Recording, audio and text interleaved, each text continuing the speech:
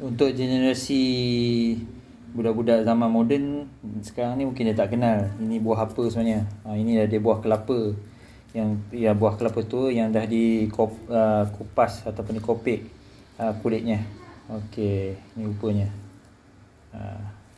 Ini kalau ikutkan dia ada mata sini. Nampak ni ada lekuk dia 1, 2, dia akan ada 3. Ini tak dibuang sebab kalau dicabut nanti dia boleh menyebabkan dia jadi masam. Sebab buah kelapa ni yang macam ni dah tua macam ni, dia sensitif. Dia akan cepat masam sebab dia kelapa tua. Okey, bila keadaan dia dah dipotong, begini rupanya. Dah dia belah lah. Ini begini isi dia putih.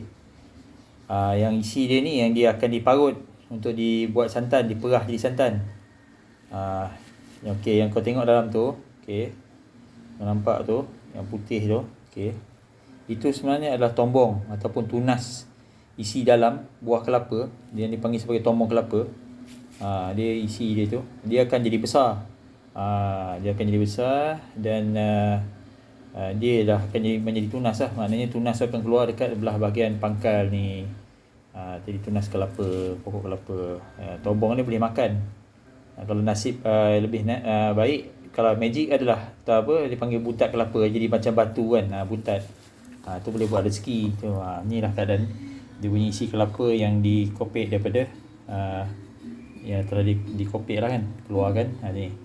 Ini sebab rumah aku tak ada mesin, pakai blender lah. So tapi kau kena pecah-pecah kacik-kacik jadi halus ni supaya mudah untuk di blend. Inilah rupanya kalau nak tahu. Orang kampung dia kenal lah.